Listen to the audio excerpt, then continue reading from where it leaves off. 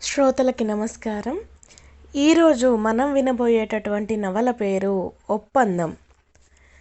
ఈ నవలను అత్తలూరి విజయలక్ష్మి గారు రచించారు. ఇక కథలోకి వెళితే, రమ్య నీకు ఫోన్. రూమ్మేట్ సౌజన్య గుమ్మంలోంచి లోపలికి తొంగి చూసి అరచి ఎటో వెళ్ళిపోయింది. రమ్య ఒక్క ఉదుటున లేచి ఆఫీస్ రూంలోకి పరిగెత్తింది. ఫోన్ కాల్ మాట్లాడేసి వచ్చిన రమ్య మనసంతా ఉల్లాసంగా మారిపోయింది. ఎంత మంచి వార్త చెప్పాడు సురేష్. తన కల నెరవేరబోతుంది. కల? అవును, కలే. ఆడదానికి తనదైన ఓ ఇంట్లో స్వతంత్రంగా జీవించడం అనేది ఓ కలే. ఆ కల నెరవేరబోతుంది. రమ్య కూనిరాగం తీస్తూ రూమంతా కలియదిరిగింది. 2 మంచాలు, 2 టేబుల్స్, 2 కుర్చీలు, ఓ కూజ, 2 ప్లాస్టిక్ మగ్గులు, ఓ ఫ్లాస్క్ ఈ మధ్య కొంది. ఈ వర్కింగ్ ఉమెన్స్ హాస్టల్లో ఏడాది గడిపింది. రూమ్మేట్ సౌజన్య సోషల్ వెల్ఫేర్ డిపార్ట్మెంట్లో పనిచేస్తుంది. తను ఇన్ఫర్మేషన్ డిపార్ట్మెంట్లో పిఆర్ఓగా. సౌజన్య మంచి స్నేహశీలి. ఏడాదిగా తామిద్దరి మధ్య ఎంతో సాన్నిహిత్యం పెరిగింది. రోజు రాత్రిళ్ళు ఒకళ్ళ మనసులోని భావాలు మరొకరితో పంచుకుంటూ ఆత్మీయంగా కలిసిపోయిన తీయటి స్నేహం. బహుశా ఇంత 24 గంటల్లో, ఇంకా 24 గంటల్లో తను వెళ్ళిపోతుంది. కేవలం ఒక్క సూట్ కేస్, ఒక్క ఎయిర్ బ్యాగ్ తీసుకొని తనిక్కడి నుంచి వెళ్ళిపోతుంది. పాపం సౌజన్య మరో రూమ్మేట్ దొరికేదాకా ఒక్కతే ఉండిపోతుంది. తనని అర్థం చేసుకుని ప్రాణంలో ప్రాణంగా కలిసిపోయే ఓ సహచరుడి కోసం అన్వేషిస్తూ ఎదురు చూస్తూ ఇలా ఎంతకాలం ఈ హాస్టల్లో ఉండిపోతుందో మరి. రమ్య మనసు ఆలోచనా సాగరంలో అలల మధ్య ఊగుతున్నట్టుగా ఉంది. ఇన్నాళ్ల నుంచి సౌజన్య దగ్గర దాచిన ఒకే ఒక్క రహస్యం ఇవాళ రాత్రికి చెప్పేయాలి. ఏమంటుందో తన నిర్ణయం విని. అసలే తన భావాలన్నీ అతిగా విచిత్రంగా అనిపిస్తాయి ఆమెకి. సురేష్ని జీవిత భాగస్వామిగా కాదు, సహచరుడిగా కాదు, జీవన నేస్తంగా తన జీవితంలోకి ఆహ్వానిస్తున్నట్టు తెలిస్తే ఏమంటుందో. ముందు అదిరిపడుతుంది, తరువాత ఆశ్చర్యపోతుంది, తరువాత రమ్య పెదాలపైన ఓ చిరునవ్వు మెరిసింది. లేచి గబగబా దండం మీద, మంచం మీద చిందరవందరగా పడి ఉన్న బట్టలన్నీ మడతపెట్టి సూట్ కేసులో సర్దింది. మిగతావి బ్యాగ్లో సర్దింది. అరగంటలో తయారై మెస్కి వెళ్ళింది. సాంబారు, బీన్స్ కూర, అన్నం. ఈ రొటీన్ తిండికి ఇంకా 24 గంటల్లో గుడ్ బై చెప్పబోతోంది. హాయ్ రమ్య, ఏమిటి ఇవాళ లేట్ అయ్యింది? ఆఫీస్కి వెళ్ళడం లేదా? కంచంలో సాంబార్ వేసుకుంటూ అడిగింది మనీషా. వెళ్తున్నాను, నువ్వు పోవా? అని కొంచెం రహస్యంగా, నా బాయ్ ఫ్రెండ్ వస్తున్నాడు, పిక్చర్కి వెళ్తున్నాను అంది. గుడ్ లక్ అంది రమ్య. కొంచెం అన్నం తినేసి చేయి కడుక్కొని బయటికి వచ్చేసింది. బ్యాంకుకి వెళ్ళి డబ్బులు డ్రా చేసి ఆఫీస్కి వెళ్ళింది. ఆ రోజు పనేమీ చేయాలనిపించలేదు. మనసంతా ఎంతో హాయిగా ఉంది. గంటలు నిమిషాలు లెక్క పెట్టుకుంటూ గడిపింది. సరిగ్గా 5 అయింది. ఒక్క ఉదుటున పర్స్ తీసుకొని బయటికి వచ్చేసింది. ఆటో తీసుకొని పిక్ అండ్ మూన్ వెళ్ళింది. సురేష్ చిరునవ్వుతో ఎదురొచ్చాడు. హాయ్ పలకరించింది. ముందు ఫ్లాట్ చూసి వద్దామా, ఐస్ క్రీమ్ తిందామా అడిగాడు Suresh.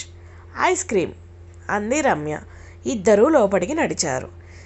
Rainbow ice cream order చేశారు. ఫ్లాట్ ఎంత బాగుందో తెలుసా? ప్రైవసీ ఉందా? బోల్డ్ అంతా. మనిద్దరం రేపు రాత్రి నుంచి డోంట్ డిస్టర్బ్ బోర్డు పెట్టుకుంటే వారం దాకా ఎవరూ అడగరు నవ్వింది రమ్య. వారం దాటాక పోలీస్ హెల్ప్తో తలుపులు విరగొడతారేమో అంది. అపశకున పక్షి అన్నాడు సురేష్. ఐస్ క్రీమ్ వచ్చింది. మన అనుబంధానికి ఉన్న ఆటంకాలన్నీ తొలగిపోతాయి. మీ వార్డెన్ తిడుతుందని 9ంటికి పరిగెత్తనక్కర్లేదు. అప్పుడేనా కొన్ని సమస్యలు ఇప్పటి నుంచే ప్రారంభమవుతాయి. నా మీద నీకున్న ప్రేమని పరీక్షించే సమస్యలు. ఐస్ క్రీమ్ సుతారంగా చప్పరిస్తూ అంది రమ్య. అలా అనకు, భయమేస్తుంది. తన చేతిలో స్పూన్ ఆమె చేతికి అందించాడు. అరగంటలో ఇద్దరూ కలిసి గగన్ మహల్ నర్సింగ్ హోమ్కి దగ్గరగా ఉన్న అపార్ట్మెంట్కి వెళ్ళారు. ఫస్ట్ క్లాస్లో ఉన్న సింగిల్ బెడ్రూమ్ ఫ్లాట్ చూడగానే రమ్య మనసుని దోచుకుంది. బొమ్మరిల్లులా ఉంది ఈ ఫ్లాట్. బెడ్రూమ్కి అటాచ్ అయి ఉన్న సిట్అవుట్ బాగుంది, కానీ ఇక్కడి నుంచి చూస్తే ఈ రోడ్లు, వాహనాలు, మనుషులు కాకుండా పచ్చని చెట్లు, నీలాకాశం కనిపిస్తే ఎంత బాగుంటుందో కొంచెం నిరాశ వ్యక్తం చేసింది. తల్లి, సిటీకి మధ్యలో చెట్లు పుట్టలు ఎక్కడి నుంచి వస్తాయి? అదిగో ఆకాశం, అటు చూడు అన్నాడు పైకి చూస్తూ సురేష్. రమ్య నవ్వి, అడ్వాన్స్ ఇచ్చేద్దామా అడిగింది పర్స్ జిప్ తీస్తూ. ఇచ్చేశాను, అందుకే కీ నా దగ్గరుంది. ఓహో, ఇచ్చేసావా? మరి నాకు నచ్చకపోతేనో అంది రమ్య. నీకు నచ్చుతుందని నాకు తెలుసు. 7.5 మన స్నేహంలో నీ అభిరుచి నాకు తెలీదా అన్నాడు సురేష్. రమ్య, ఇక నుంచి మనం కలుసుకోవడానికి పార్కులు, ఐస్ క్రీమ్ పార్లర్లు, ట్యాంక్ బండ్ ఇవేవీ అక్కర్లేదు. మన ఇంట్లో మనం కలుసుకోవచ్చు కదూ అన్నాడు సురేష్. ఇది మనిల్లు గర్వంగా అంది రమ్య. అవును, మనిల్లు. రేపటి నుంచి ఈ చిన్న సామ్రాజ్యానికి మనమే చక్రవర్తులం అని అన్నాడు సురేష్.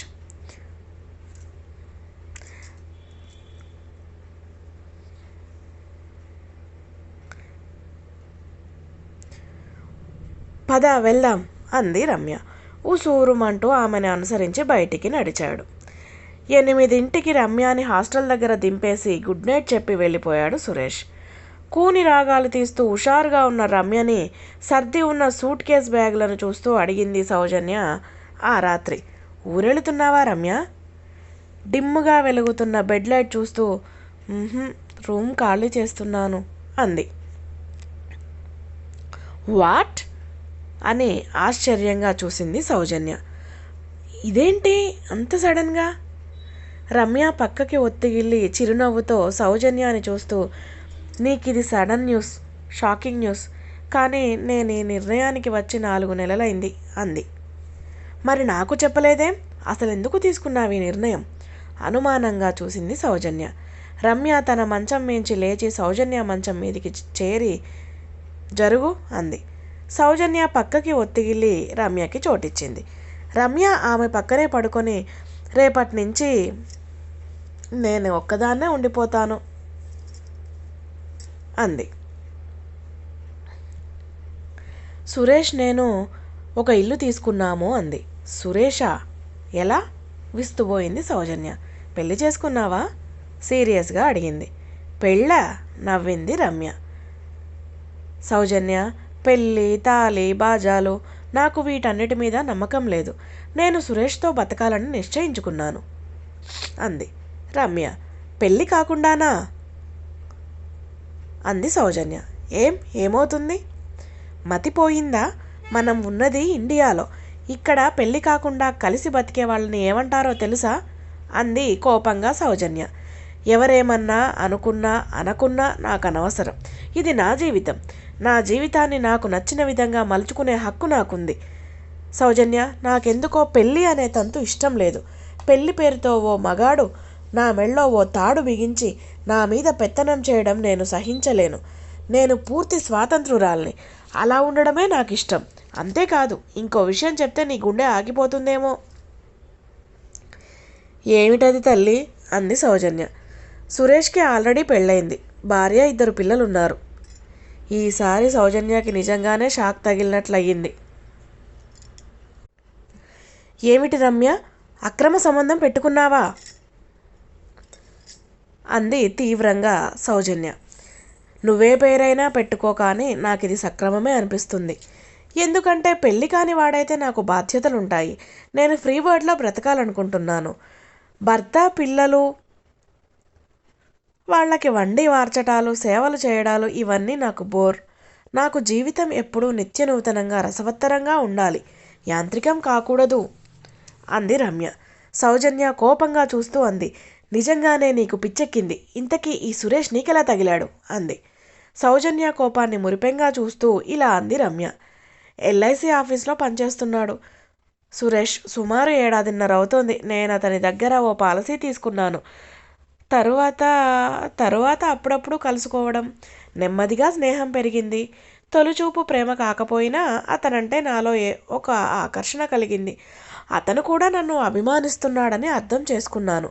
మా ఇద్దరి ఆలోచనలు, అభిప్రాయాలు, అభిరుచులు కలిశాయి. అయితే ఒకరోజు హఠాత్తుగా తెలిసింది నాకు అతనికి అప్పటికే పెళ్ళయిందని, పిల్లలున్నారని. ముందు కోపం తెచ్చుకున్నాను, మండిపడ్డాను, బాధపడ్డాను.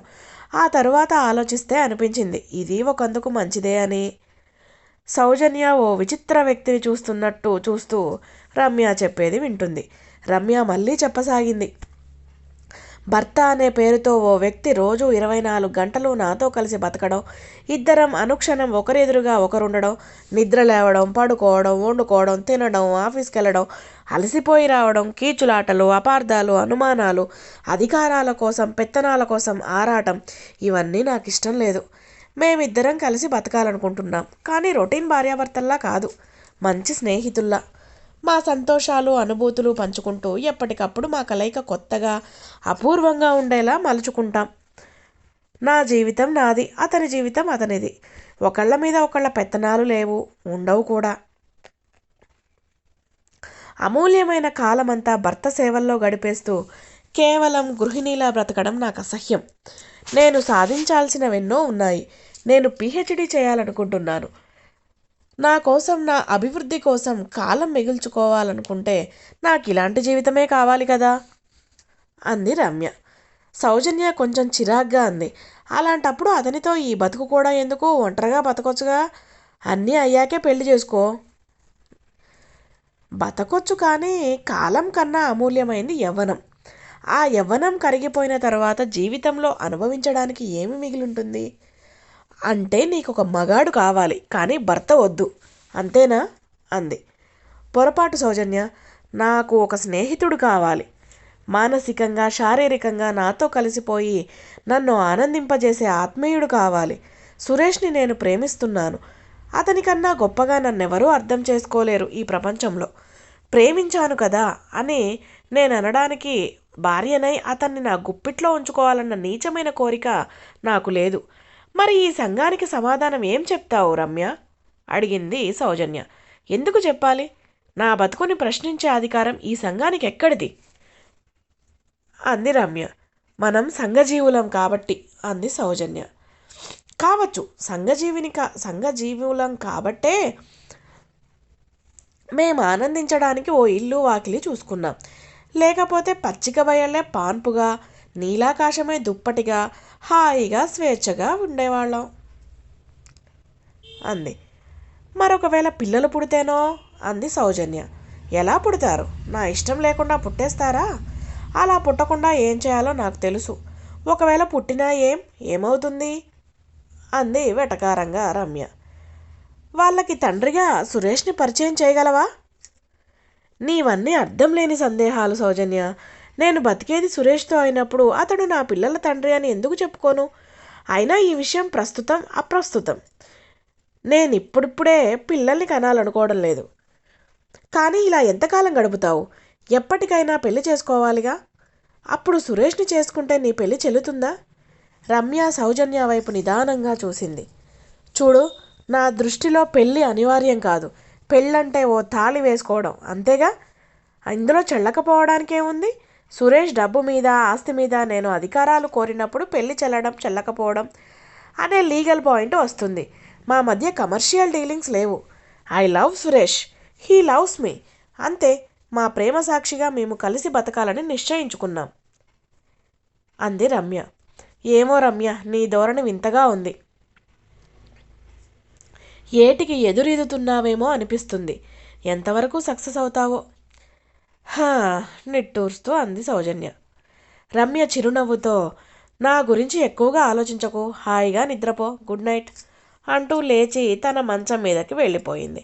రమ్య కాసేపట్లో నిద్రపోయింది. వివాహం పట్ల, భర్త పట్ల నిర్దుష్టమైన అభిప్రాయాలు కలిగి ఉన్న సౌజన్యకి మాత్రం చాలాసేపటి దాకా నిద్ర పట్టలేదు. మర్నాడే రమ్య రూమ్ ఖాళీ చేసింది. సురేష్తో బజారుకి వెళ్ళి చాప, 2 తలగడలు, కొంచెం స్టీల్ సామాను, ఒక స్టవ్ కొన్నది.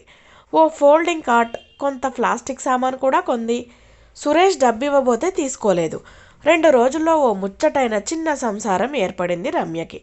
కొంచెం పాతబడిన లేత నీలం రంగు పూలున్న షిఫాన్ చీర చింపి కిటికీలకు, గుమ్మాలకు కర్టెన్లు కట్టింది. సురేష్ ఓ 10 రోజుల దాకా 2 రోజులకోసారి వచ్చాడు.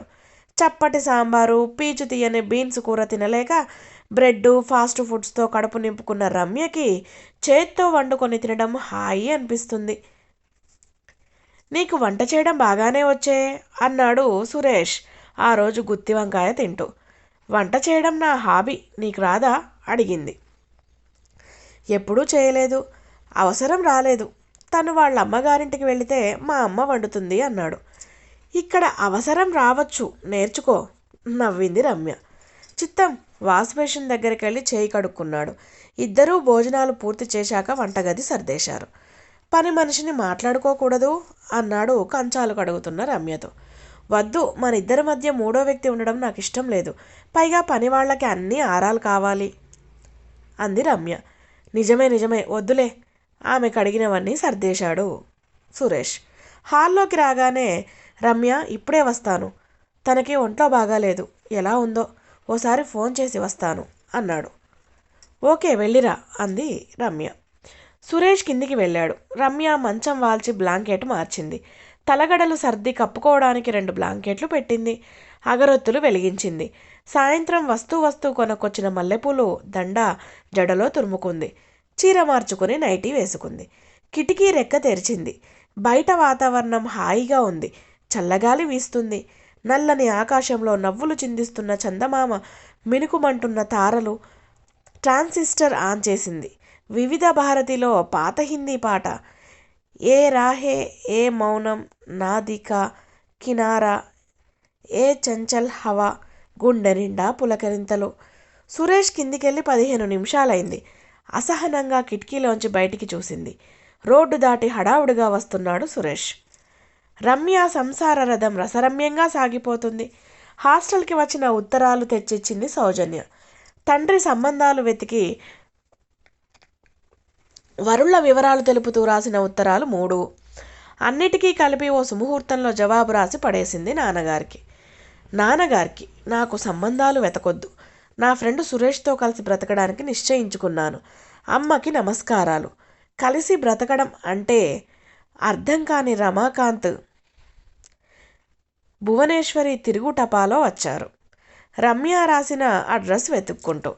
ఉదయాన్నే దిగిన తల్లిదండ్రులను చూసి ముందు బోళ్ళంత ఆశ్చర్యపోయినా తరువాత చాలా ఆనందించింది రమ్య. ఉత్తరం రాస్తే స్టేషన్కి వచ్చేదానిగా అంది తల్లి చేతిలో సూట్ కేసు అందుకుంటూ.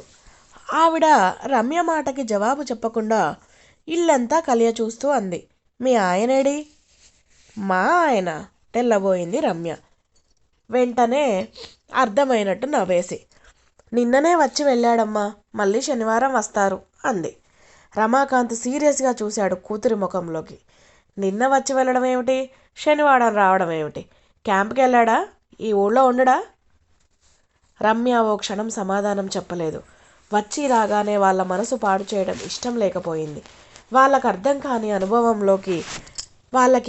కాని అనుభవంలోకి రాని ఆ అనుబంధం గురించి ఇప్పుడు చెప్పి కన్విన్స్ చేయడం కష్టం. అందుకే నవ్వుతూ, ముందు మీ ఇద్దరు బ్రష్ చేసుకోండి, కాఫీ ఇస్తాను, మంచి ఫిల్టర్ కాఫీ అంది. అది కాదే, ఏదో అడగబోతున్న భార్యని వారించి రమాకాంత్ బ్రష్ చేసుకోవడానికి వాష్ బేసిన్ దగ్గరికి నడిచాడు. వాళ్ళిద్దరూ మొహం కడుక్కొని రాగానే రమ్య కమ్మటి కాఫీ వచ్చింది. కాఫీ తాగుతూ అడిగింది భువనేశ్వరి. ఈ ఇంటికి అద్దెంత?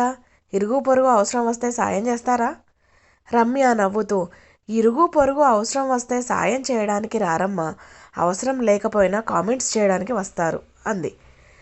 కామెంట్స్ చేసే అవకాశం మనం ఇస్తే ఎందుకు చేయరు అన్నాడు రమాకాంత్. రమ్య చురుగ్గా చూసి ఊరుకుంది. ఇంతకీ ఏడే ఇతను మళ్ళీ అడిగింది భువనేశ్వరి. అతనిక్కడ ఉండడమ్మా, సురేష్ ఇల్లు వేరే ఉంది, భార్యా పిల్లలతో ఉంటాడు. మరి నువ్వు అతనితో బతుకుతున్నానన్నావేం? ఆవిడ అయోమయంగా చూసింది. అవునమ్మా. అంటే అతనికి ఉంపుడు గత్తెగా బతుకుతున్నావా? తీవ్రంగా అడిగాడు రమాకాంత్. నాన్న సీరియస్గా పిలిచింది. అలాంటి మోటు పదాలు ఉపయోగించకు నాన్న. సురేష్ నా ఫ్రెండ్, నేను అతనికి ఫ్రెండ్ని. ఒకరినొకరు నచ్చాం, ప్రేమానురాగాలు పెంచుకున్నాం, కలిసి బతుకుతూ అవి ఒకరికొకరం పంచుకున్నాం. అంటే పెళ్ళి కాకుండా పెళ్ళి కాకుండానా కలిసి బతికేది?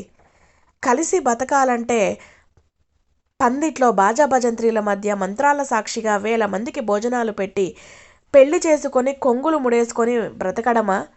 నా ఉద్దేశంలో అది బానిసత్వం.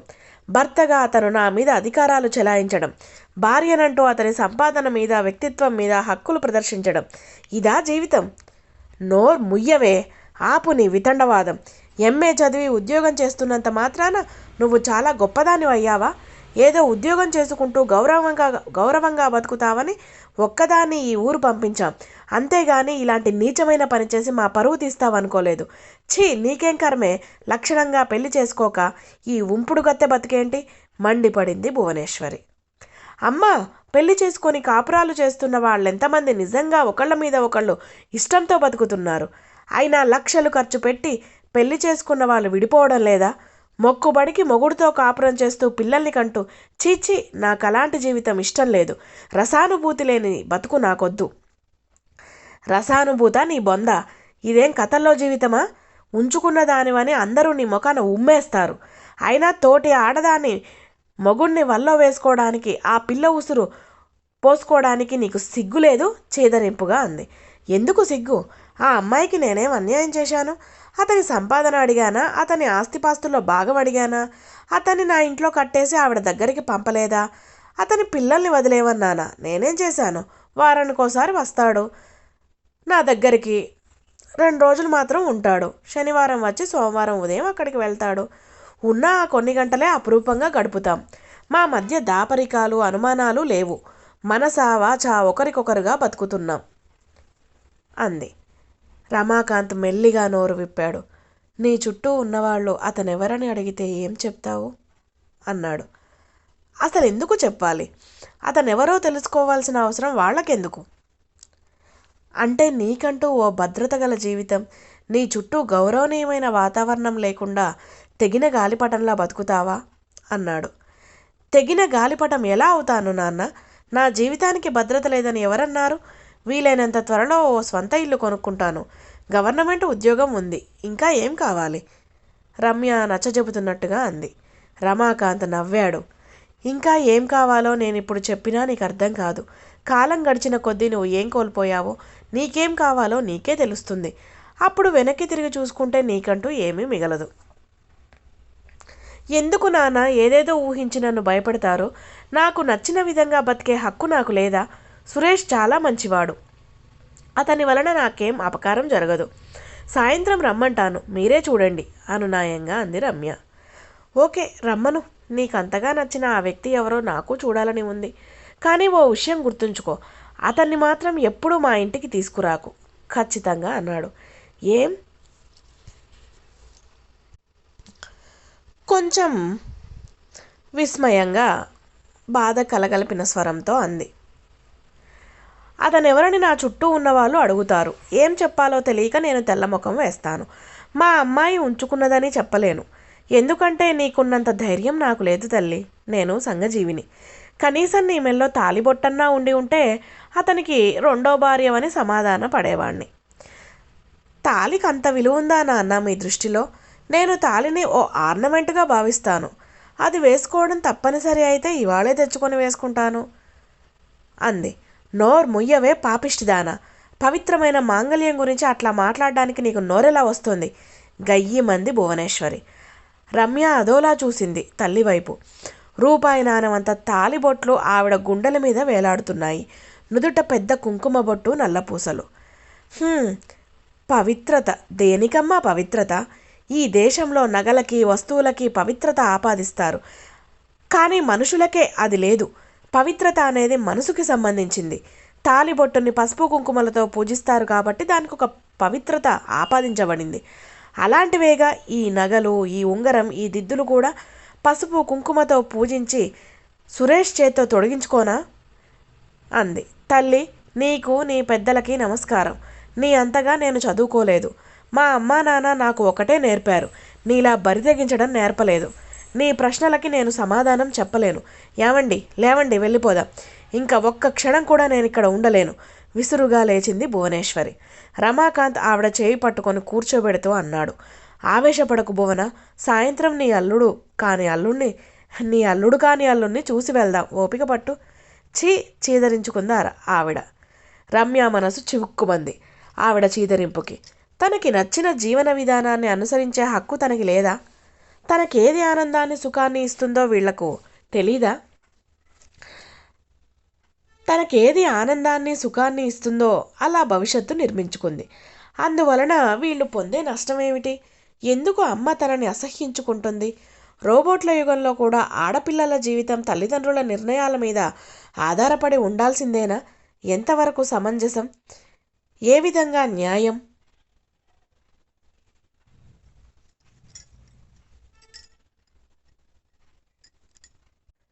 రమ్య మనసులో అనేక సందేహాలు ఒక్కసారిగా ముప్పిరిగొన్నాయి. నేను వంట చేసి ఆఫీస్కి వెళ్ళి వస్తాను, మీరు భోంచేసి రెస్ట్ తీసుకోండి అంది మంచం మేంచి లేస్తూ.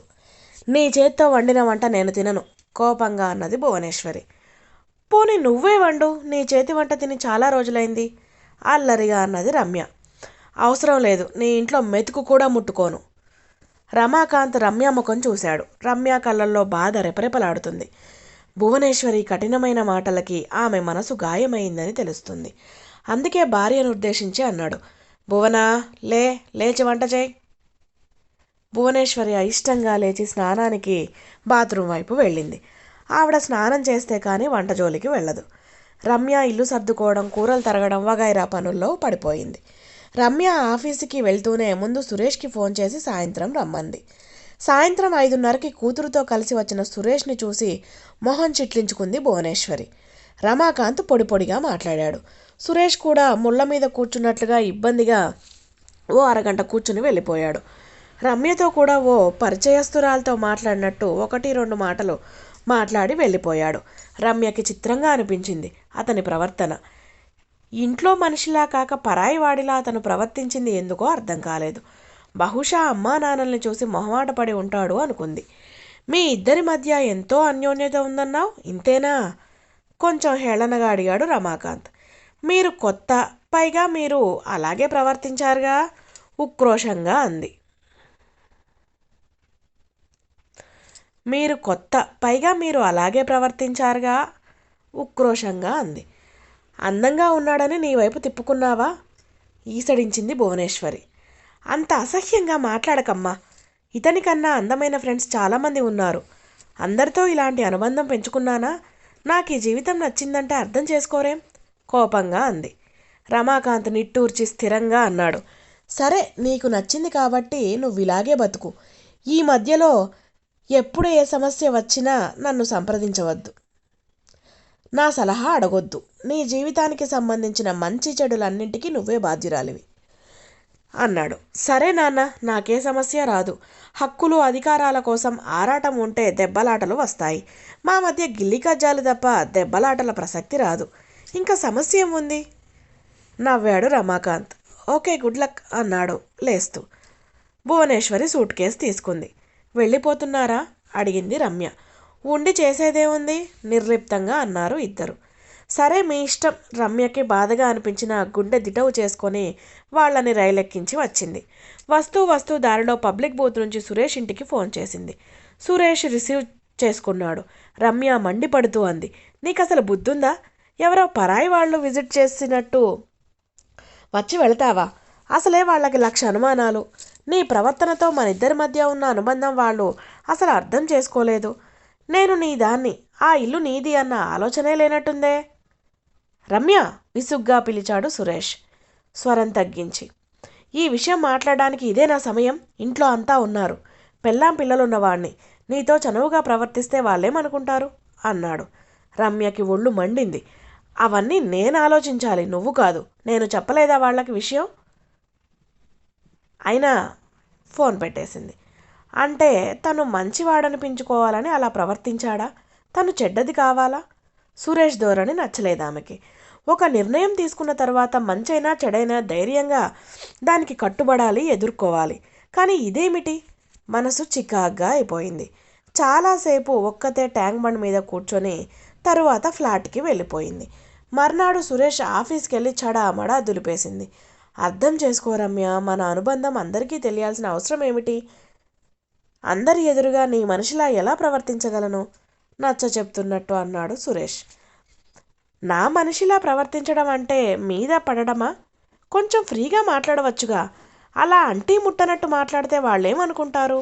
పైగా వాళ్ళెవరో కాదు, మా అమ్మా నాన్న. రమ్య, కొన్ని విషయాలు నీకు ఇష్టం ఉండదు, అలాంటి వాటిల్లో కొన్ని విషయాలు నాకు ఇష్టం ఉండదు.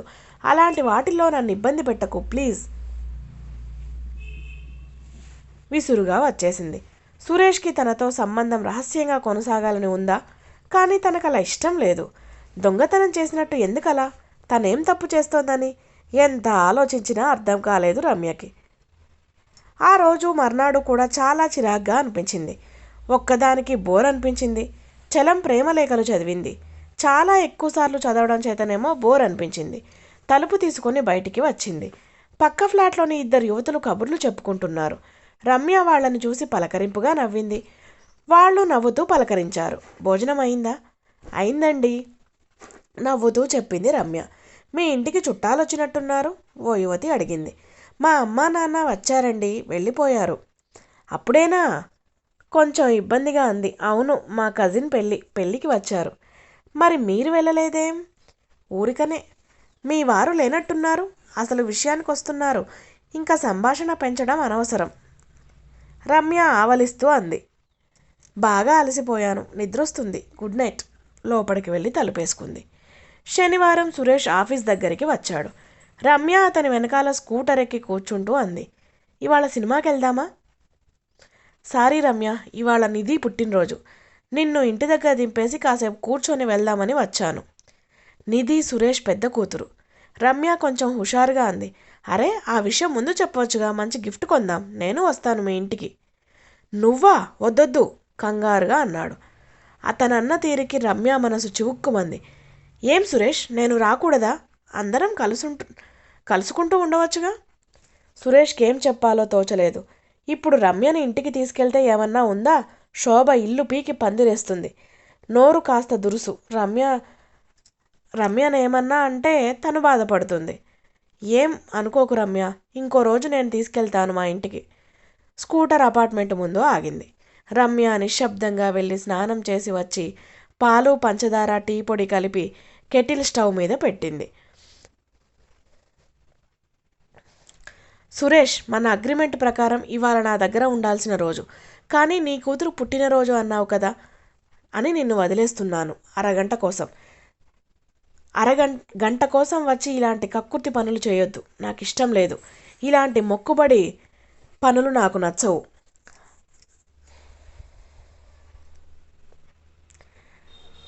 టీ కప్పు అందిస్తూ నిదానంగా అతను చూస్తూ అడిగింది.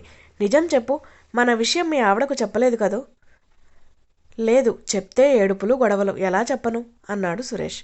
మన సంగతి తెలిసిన వాళ్ళు ఎవరన్నా చెప్తే ఏం చేస్తావు? అంతకన్నా నువ్వే చెప్పొచ్చు కదా. అలా చెప్తే మనందరం కలిసి ఒక్కటిగా కలిసిపోవచ్చు కదా అంది రమ్య. సురేష్ రమ్యని వింతగా చూశాడు. అదెలా సంభవం రమ్య? మన అనుబంధం కాన్ఫిడెన్షియల్ కదా అన్నాడు సురేష్. ఎందుకవుతుంది? మనం బాహాటంగా తిరుగుతున్నాం అంది రమ్య. కావచ్చు, తిరిగినంత మాత్రాన నీతో కలిసి నేను బతుకుతున్నట్టు ఆధారం ఏముంది అన్నాడు. అంటే అంది రమ్య. చూడు రమ్య, మనిద్దరి అనుబంధం తీయనిది, అపూర్వమైనది. ఇది అందరికీ తెలిసి చులకనవడం నాకు ఇష్టం లేదు. వివాహేతర సంబంధాలని పవిత్రంగా చూసేంత హృదయం, వైశాల్యం మన వాళ్ళకి ఇంకా ఏర్పడలేదు. అక్రమ సంబంధమని, ఉంచుకోవడమని పేర్లు పెడతారు. సురేష్ మాటలు నిజమే అనిపించినా ఎందుకనో ఆ సంబంధం సీక్రెట్గా ఉంచాల్సిన అవసరం లేదనిపిస్తుంది రమ్యకి. అవసరాన్ని బట్టి అందరికీ చెప్పొచ్చు కదా, మామూలుగా అందరిలా బతకొచ్చు కదా. సురేష్ లేచి రమ్య దగ్గరకు వచ్చి లాలనగా అన్నాడు. పిచ్చి పిచ్చి ఆలోచనలతో మనసు పాడు చేసుకోకు, రేపు వస్తాగా, లెట్ అస్ ఎంజాయ్. మరి వెళ్ళనా? నిధి ఎదురు చూస్తూ ఉంటుంది. రమ్య నవ్వింది. ఓకే వెళ్ళు, నా విషెస్ అందజేయి అంది. ఓ ష్యూర్. సురేష్ హుషారుగా వెళ్ళిపోయాడు. కిటికీలోంచి వెళ్ళిపోతున్న అతను చూస్తుంటే ఆమెకి ఎలాగో అనిపించింది. మనసంతా బ్లాంక్గా, తన వస్తువునెవరో తన నుంచి లాక్కెళ్ళిపోతున్నట్టుగా, తననెవరో సమాజం నుంచి బహిష్కరించి రిమోట్ ప్లేస్కి విసిరేసినట్టుగా అనిపించి ఓసారి గాఢంగా నిట్టూర్చి ట్రాన్సిస్టర్ ఆన్ చేసింది. రమ్యకి జీవితం హాయిగా గడుస్తుంది. సురేష్ శుక్రవారం సాయంత్రం ఆఫీస్ నుంచి రమ్యను పికప్ చేసుకొని సోమవారం దాకా ఆమెతో గడిపేసి సోమవారం ఉదయం ఇంటికెళ్ళిపోతాడు. ఈ మధ్యలో ఎప్పుడైనా ఓసారి చూడాలనిపిస్తే ఇద్దరూ కలుసుకొని ఓ గంట సేపు కబుర్లు చెప్పుకుంటారు. ఈ విధమైన రొటీన్ బాగానే ఉందనిపిస్తోంది. హడావుడి పడుతూ నిద్ర లేవడం, వండడం, క్యారేజీలు సర్దడం, అలకలు, కోపాలు అలాంటివి ఏమీ లేవు. అత్తగారి ఆరళ్ళు, మామగారి సేవలు బోర్. రమ్య 5:30కి లేచి ఓ అరగంట సేపు వాకింగ్కి వెళ్తుంది. తరువాత ఫ్లాట్కొచ్చి గదులు శుభ్రం చేసుకొని వంట కానిస్తుంది. 8:30కి నింపాదిగా తయారై ఆఫీస్కి వెళ్ళిపోతుంది. సాయంత్రం పూట ఆఫీస్ నుంచి ఏదో మీటింగ్కో కల్చరల్ ప్రోగ్రామ్స్కో వెళ్ళి 7:30, 8కి ఫ్లాట్కి వస్తుంది. మూడ్ బాగుంటే సింపుల్గా కూర చారు చేసుకొని రాత్రి భోజనం చేస్తుంది. లేకపోతే బ్రెడ్ తినేస్తుంది. ఓ గంట చదువుకొని ఆ తరువాత నిద్రపోతుంది. ఈ మధ్య వాషింగ్ మిషన్ కూడా కొన్నది. 3 రోజులకు ఒకసారి బట్టలు వాషింగ్ మిషన్లో వేస్తుంది. ఆ రోజు రమ్య ఆఫీస్ నుంచి ఇంటికి వచ్చేటప్పటికి అంతా హడావుడిగా ఉంది. చాలామంది పిల్లలు, పెద్దలు అందంగా ముస్తాబై కలకలలాడుతూ కనిపించారు. ఎదురుగా ఉన్న ఫ్లాట్లో టేప్ రికార్డర్ వెస్ట్రన్ మ్యూజిక్ వినిపిస్తుంది.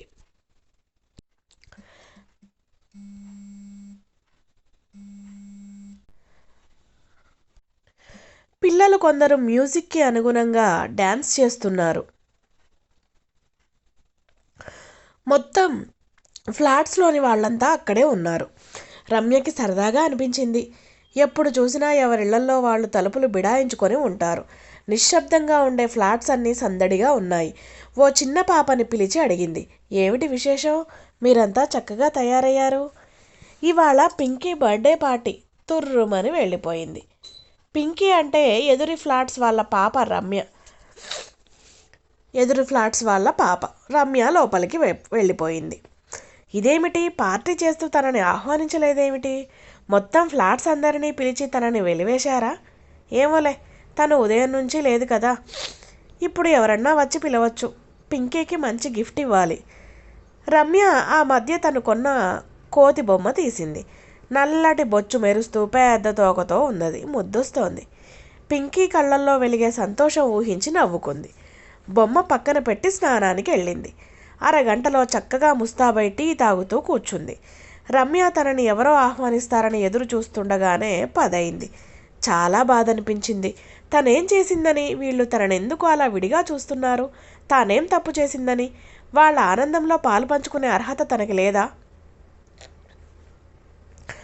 అని ఆలోచిస్తూ ఓ గ్లాసుడు వేడి పాలు తాగి పడుకుంది. చదువుకోవాలనిపించలేదు. ట్రాన్సిస్టర్ ఆన్ చేసింది. వివిధ భారతిలో పాత హిందీ పాటలు వినడం ఆమెకెంతో ఇష్టం. రఫీ కంఠంలో మృదు గంభీరత, లత కంఠంలోని తీయదనం గుండెల్ని స్పృశిస్తూ మనసు పొరల్లో అలజడి సృష్టిస్తూ సురేష్ పక్కన ఉంటే బాగుండేది. ఈ రాత్రి ఫ్లాట్స్ వాళ్ళు కలిగించిన బాధ, పాటల తాలూకు మధురానుభూతి అతనితో కలిసి పంచుకుంటే వెంటనే టెలిఫోన్ కనెక్షన్కి అప్లై చేయాలి. కనీసం ఇంట్లో ఫోన్ ఉంటే సురేష్తో కాసేపు కబుర్లు చెప్పుకోవచ్చు అనుకుంటూ చాలాసేపు అల్లరి చేసిన నిద్రాదేవి ఎప్పటికో కరుణించింది. అలా నిద్రలోకి జారుకుంది రమ్య. సురేష్, నిన్న మన ఫ్లాట్ వాళ్ళు పార్టీ చేసుకుని నన్ను పిలవలేదు తెలుసా? టీ కప్ అందిస్తూ చెప్పింది రమ్య. సురేష్ మాట్లాడలేదు. కొంచెం సేపు ఆగి అన్నాడు, పోనీలే రమ్య, నష్టమే ఉంది. నష్టమేం లేదనుకో, కానీ అందరూ అలా సరదాగా ఉంటే నాకు వాళ్ళ ఆనందంలో భాగం పంచుకోవాలనిపించింది. 2nd ఫ్లోర్లో ఉంటున్న చరిత చెప్పింది, నేను నిన్ను ఉంచుకున్నానట, అందుకే నన్నెవరూ పిలవలేదుట. చిన్నపిల్లలతో కూడా చెప్తున్నారట నేను మంచిదాన్ని కాదని అంది రమ్య. అవన్నీ వినకు, వదిలేస్తాను, కానీ అప్పుడప్పుడు బాధ అనిపిస్తుంది. అసలు ఉంచుకోవడం ఏమిటి? మా అమ్మ కూడా అలానే అంది. నాకు అసలు ఆ పదం వింటేనే కంపరంగా అనిపిస్తుంది అంది రమ్య. సురేష్ టీ తాగడం ముగించి కప్పు కింద పెట్టి, ఇవన్నీ మామూలే రమ్య. వివాహం కాకుండా పరాయి పురుషుడితో సంబంధం పెట్టుకున్న స్త్రీని మన సమాజం చాలా చులకనగా చూస్తుంది అన్నాడు. మరి అదే స్త్రీతో సంబంధం ఉన్న పురుషుని గౌరవిస్తుందా అంది రమ్య. అదేగా విశేషం. తరతరాలుగా మన సమాజంలో స్త్రీకి కొన్ని నిర్దిష్టమైన నిబంధనలు, కట్టుబాట్లు ఉన్నాయి. తెంచుకున్న ప్రతి స్త్రీ నీలా కత్తి మీద సాము చేయాల్సిందే. ఎంత సంస్కారం లేని ఆలోచనలు!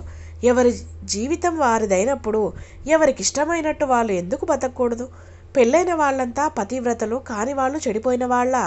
అయినా ప్రేమానురాగాలతో ముడేసుకోవాల్సిన జీవితాన్ని తాలిబొట్టుతో బంధించడం ఏమిటి?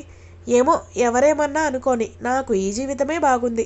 నా ఈ బిజీ లైఫ్లో ఇంతకన్నా బాధ్యత నేను మోయలేను. సురేష్ ఒళ్ళో తల పెట్టుకొని పడుకుంది రమ్య. గుడ్, ఆ మాత్రం ఆత్మస్థైర్యం ఉండాలి అన్నాడు. ఆ రోజు దీపావళి. ఊరికెళ్ళి తల్లిదండ్రులతో గడపాలని ఎంతో అనిపించింది రమ్యకి. కానీ సురేష్ని తీసుకురావద్దన్న తండ్రి దగ్గరికి తను మాత్రం ఎందుకెళ్ళాలి? కనీసం పండక్కి రామ్మా అని వాళ్ళు కూడా ఉత్తరం రాయలేదు. కనీసం తమ్ముడైనా రాయొచ్చుగా, వాడికేమైంది? తను వాళ్ళు తెచ్చిన సంబంధం ఒప్పుకొని మెడవంచి తాళి కట్టించుకొని శాస్త్రోక్తంగా అత్తగారింటికి వెళ్ళి ఉంటే ప్రతి పండక్కి ఆహ్వానించి బట్టలు పెట్టేవాళ్లేమో. సాయంకాలం చీకటి పడ్డాక క్యాండిల్స్ వెలిగించి బాల్కనీ గోడ మీద అందంగా పేర్చింది. కొత్త చీర కట్టుకుంది. సురేష్ ముందే చెప్పేశాడు ఆ రోజు కలవనని. ఇంట్లో వాళ్ళు అతను లేకపోతే గోల చేస్తారట. తనని వాళ్ళింటికి ఆహ్వానించొచ్చుగా. వాళ్ళ కుటుంబ సభ్యుల్లో తనని ఒకదానిగా భావించవచ్చుగా. పెళ్ళి కానంత మాత్రాన తను అతని భార్య కాదా? రమ్య ఒక్కసారిగా ఉలిక్కిపడింది. తనేమిటి ఇలా ఆలోచిస్తుంది? తామిద్దరి మధ్య భార్యాభర్తల సంబంధం, బరువు బాధ్యతలు ఉండకూడదన్న కండిషన్ పెట్టింది తనేగా. తల విదిల్చింది. బయట చిచ్చుబుడ్లు వెలుగుతున్నాయి. పిల్లలంతా హుషారుగా చప్పట్లు కొడుతున్నారు. ఆడవాళ్ళు మగవాళ్ళు నవ్వులు కేరింతలు, చెవులు చిల్లులు పడేలా బాంబుల మోత. చాలాసేపు బాల్కనీలోనే నిలబడి ఆ సంబరం చూసి మెల్లిగా లోపలికి వచ్చేసింది. కొద్దిగా అన్నం తిని చీర మార్చుకొని లైట్ ఆర్పి మంచం మీద వాలిపోయింది. 12 అయినా నిద్ర పట్టలేదు. చిన్నప్పుడు ఆడపిల్లవు, నీకు బాంబులెందుకే అంటే వినకుండా తమ్ముడి వాటా కూడా తానే కాల్చేసేది. ఖాళీ సీసాలో రాకెట్ పెట్టి వెలిగించి దూసుకుపోతున్న రాకెట్ని చూసి ఆనందంతో ఎగిరేది. ఏమైపోయాయి ఆ రోజులన్నీ? స్త్రీ స్వేచ్ఛ కోరుకుంటే కొన్ని ఆనందాలకి దూరం కావాలా? సాంప్రదాయాలు ఆచారాలకు తలొగ్గి జీవిస్తేనే ఈ సమాజంలో ఒకటిగా గుర్తింపబడి గౌరవింపబడుతుందా? లేకపోతే ఇంతేనా? గుండెల మీద మరో బరువు పెట్టినట్టు భారంగా గొంతులో ఏదో ఉండలా చుట్టుకుపోతుంది. బహుశా నొక్కివేసిన దుఃఖం కాబోలు. రోజులు మామూలుగా గడిచిపోతున్నాయి. రమ్య చదువు మాత్రం కుంటినడక ప్రారంభించింది. రాను రాను సురేష్తో అనుబంధం బలపడుతూ ఇదివరకులా వారానికోసారి కాకుండా రోజూ ఓసారి కలవాలనిపిస్తోంది. కానీ సురేష్ ఒక్కోరోజు ఫోన్ చేసినా దొరకడు. దాదాపు 10 రోజులైంది. ఈసారి మామూలుగా రావాల్సిన శుక్రవారం నాడు కూడా సురేష్ రాలేదు. అలాంటి రాకపోవడాలు చాలాసార్లు జరిగింది. ఓసారి పాప పుట్టినరోజు, ఓసారి భార్య పుట్టినరోజని, మరోసారి ఒంట్లో బాలేదని, అలా ఏవో కారణాలు చెప్పి ఎగ్గొడుతున్నాడు. 10 రోజులు దాటాక రమ్య సురేష్ ఆఫీస్కి ఫోన్ చేసింది. లీవ్లో ఉన్నాడని చెప్పారు. తనతో మాట మాత్రం చెప్పకుండా లీవ్ పెట్టడం ఏమిటి? కోపం వచ్చింది రమ్యకి. ఇంటికి ఫోన్ చేసింది. అతని భార్య రిసీవ్ చేసుకుంది. ఇంట్లో లేరు అని టక్కున పెట్టేసింది. రమ్య ఓ గంటాగి మళ్ళీ చేసింది. అదే సమాధానం. అలా ఆ రోజంతా ఎన్నిసార్లు ఫోన్ చేసినా సురేష్ కలవలేదు. రమ్యకి నిద్ర పట్టలేదు ఆ రాత్రి. తెల్లవారి లేస్తూనే హడావుడిగా తయారై సురేష్ ఇంటికి బయలుదేరింది అడ్రస్ వెతుక్కుంటూ. ఆమె వెళ్ళేటప్పటికి హాయిగా కూర్చొని కాఫీ తాగుతూ న్యూస్ పేపర్ చదువుకుంటున్నాడు. రమ్యని చూసి చాలా కంగారు పడ్డాడు. నువ్వేంటి ఇలా అన్నాడు గొంతు తగ్గించి. లీవ్ పెడుతున్నట్టు నాకు చెప్పలేదేం? కోపంగా అంది. అతని భార్య వచ్చి అనుమానంగా రమ్యని చూస్తూ ఎవరు అంది. తను నా కొలీగ్. ఆ శోభ కాఫీ ఇవ్వు. తను కూడా తడబడ్డాడు సురేష్. సురేష్ ఆ ఇంట్లో అతని భార్య సమక్షంలో తనతో ప్రవర్తించిన తీరుకి రమ్యకి చిరాకేసింది. ఎందుకింత భయం? ఇంత భయం ఉన్నవాడు తనతో సంబంధానికి ఎందుకు ఒప్పుకోవాలి? ఇందుకేనా సీక్రెసీ ఉండాలి అని అంటూ తనని నోరు మూయించాడు. రమ్యని బస్ ఎక్కించడానికి వచ్చిన సురేష్ మండిపడ్డాడు. ఏం కొంపలంటుకుపోయాయని ఇంటికొచ్చావు అన్నాడు. రమ్య నిర్ఘాంతపోయింది అతని ధోరణికి. అదేమిటి సురేష్, 10 రోజులైంది నువ్వు కలిసి, కనీసం ఫోన్ చేయలేదు. పైగా లీవ్ పెట్టి ఇంట్లో ఉన్నావు. నాకేం తెలుసు నీకు ఒంట్లో బాగోలేదో ఏమో అని కంగారు పడ్డాను. ఏం మీ ఇంటికి రాకూడదా అంది. చూడు రమ్య, నీకిది వరకే చెప్పాను. మాంసం తింటున్నాం కదా అని ఎముకలు మెళ్ళో వేసుకొని తిరగలేం. నాకేవో పనులున్నాయి, లీవ్ పెట్టాను. అందుకు నీకు సంజాయిషి ఇవ్వాలా? నువ్వు ఫోన్ చేస్తున్నావనే రోజు గొడవ, ఇంకా ఇలా ఇంటికొచ్చేస్తే నాకు న్యూసెన్స్ అవదా అని మండిపడ్డాడు. రమ్య కోప్పడుతూ బిగ్గరగా ఇలా అంది, నేను నీకు చెప్పాను సురేష్, నా జీవితంలో సీక్రెసీ ఉండడం నాకు ఇష్టం లేదని, నాకు నచ్చిన జీవన విధానాన్ని బహిరంగంగానే అనుసరిస్తానని అంది. నువ్వు తెగించావు, నీకు అసలు భయం లేదు. నాకు గౌరవం అది ఏడ్చింది, అది పాడు చేయొద్దు రమ్య అన్నాడు సురేష్. రమ్య స్థానువులా చూసింది. అంటే అంటే గౌరవం, శాంతి ఇలాంటివన్నీ నీకే కానీ నాకు అక్కర్లేదు, అంతేనా? నేను చేస్తున్నది అంత గౌరవహీనమైన పని అని నువ్వు భావిస్తున్నావా? నన్ను చూడకుండా ఉండలేక రోజు ఓసారి కనిపించి వెళ్ళాలనుకునే సురేషేనా నువ్వు? రోజుకు 4 సార్లు ఫోన్ చేసే సురేషేనా? ఎందుకు ఇలా మారిపోయావు అంది. రమ్య నవ్వింది. ఆ నవ్వులో ఎన్నో భావాలు, భాష కందనివి, నిర్వచనం లేనివి. జీవితాంతం తోడుగా నడుస్తావనుకున్నాను, ఇలా మధ్యలోనే వదిలేస్తావా? ఈ ప్రపంచాన్ని ఎదిరించి కలిసి బతకాలనుకున్నాం, నీ భార్యనే కన్విన్స్ చేయలేవా? ఆటో వచ్చింది. రమ్య నిశ్శబ్దంగా ఆటో ఎక్కింది. మర్నాడు సురేష్ వచ్చాడు. రమ్య ఎప్పట్లా మనసారా ఆహ్వానించలేకపోయింది. రాగానే ఆరాటంగా దగ్గరకు తీసుకెళ్లి అల్లరి చేసే సురేష్ కూడా కొంచెం ముభావంగా ఉన్నాడు. రమ్య కాఫీ ఇచ్చింది. తాగుతూ అన్నాడు, రమ్య, ప్రతి శుక్రవారం ఎక్కడికి వెళ్తున్నావని తను రోజూ గొడవ. నేను వారం వారం ఇక్కడికి రావడం కష్టమవుతుంది, నాకు వీలైనప్పుడు వస్తూ ఉంటాను అన్నాడు. రమ్య నిశ్చలంగా కూర్చొని వింటుంది. తన జీవనయానంలో ఆటంకాలు మొదలయ్యాయా? ఇంట్లో మనశ్శాంతి ఉండడం లేదు, చూస్తూ చూస్తూ గొడవలు పెట్టుకోవడం నాకు ఇష్టం లేదు అన్నాడు. ఈ విషయం ఆలోచించేగా సురేష్ ఆవిడతో మన విషయం చెప్పమన్నాను, కానీ నువ్వేగా సీక్రెట్ అంటూ దాటేశావు. ఇలాగే అయితే మన బంధం చిరకాలం నిలిచి ఉంటుందా అంది రమ్య. సురేష్ మాట్లాడలేదు. రమ్య మళ్ళీ అంది, సురేష్, ఇప్పటికైనా మించిపోయింది లేదు, నువ్వు నన్ను ప్రేమిస్తున్నానని చెప్పు. ఏంటి రమ్య, మతిపోయిందా నీకు? భార్యకెవరైనా అలా చెప్తారా అన్నాడు. చెప్పకుండా మోసం చేయొచ్చా మరి అంది రమ్య. మోసం ఎలా అవుతుంది? తనకి నేనేం అన్యాయం చేస్తున్నాను అన్నాడు. అదే ప్రశ్న ఆవిడనే అడగొచ్చు కదా. రమ్య, ప్లీజ్ నన్ను విసిగించకు, నా వల్ల కాని పనులు చేయమని నన్ను వేధించవద్దు. నేనేం నిన్ను శాశ్వతంగా వదిలేస్తున్నానా? అర్థం చేసుకొని కోఆపరేట్ చేయొచ్చు కదా. విసుగ్గా లేచాడు సురేష్. రమ్యకి కోపం వచ్చింది. నేనే కోఆపరేట్ చేయాలా? ఆ మాట అక్కడ అడగలేవా అంది. ఎలా అడుగుతాను, తను నా భార్య. ఓ, రమ్య గుండె కలుక్కుమంది. భార్య? తనెవరు? సురేష్ భార్యేనా? భార్య ఎలా? తాళి కట్టలేదే. ఓవేళ కట్టినా ఇలాగే ప్రవర్తిస్తాడుగా. నేను వెళుతున్నాను రమ్యని ఆలోచనల సుడిగుండంలో వదిలేసి వెళ్ళిపోయాడు సురేష్. రమ్య విగ్రహంలా చాలాసేపు అలాగే కూర్చుంది. 4 రోజుల దాకా రమ్య సురేష్కి ఫోన్ చేయలేదు. అతను 2-3 సార్లు చేసినా ఆమె కలవలేదు. 5వ రోజు సురేష్ రమ్య ఆఫీస్ దగ్గరికి వచ్చాడు. ఆఫీస్లో అందరి కళ్ళు సురేష్నే చూస్తున్నాయి. రమ్య వెంటనే బయలుదేరి బయటికి వచ్చింది. రమ్య వెనకాల కూర్చోగానే స్కూటర్ స్టార్ట్ చేసి అబిడ్స్ వైపు పోనిచ్చాడు సురేష్. ఇటెక్కడికి అడిగింది. సురేష్ చాలా ఉత్సాహంగా అన్నాడు, చీర కొనటానికి అన్నాడు. ఎవరికి? నీకే, మర్చిపోయావా? 6వ తేదీన నీ బర్త్డే. నిజంగానే రమ్య మర్చిపోయింది. ఈ మధ్య ఏమీ గుర్తుండడం లేదు. నీకు అంత బాగా గుర్తుందా అని అడిగింది. రమ్య, నీ మీద నాకు ప్రేమ లేదా? ఎందుకు గుర్తుండదు? పరిస్థితుల వల్ల కొన్ని ఇబ్బందులు వస్తాయి, అంత మాత్రాన నాకు నీ మీద ప్రేమ లేదనుకుంటే ఎలా మృదువుగా అన్నాడు. రమ్య మీద సురేష్ మాటలు మత్తుమందు చల్లినట్లుగా పనిచేసాగాయి. పాపం, తను 2 చోట్ల నలిగిపోతున్నాడు, తనే అర్థం చేసుకోవాలి.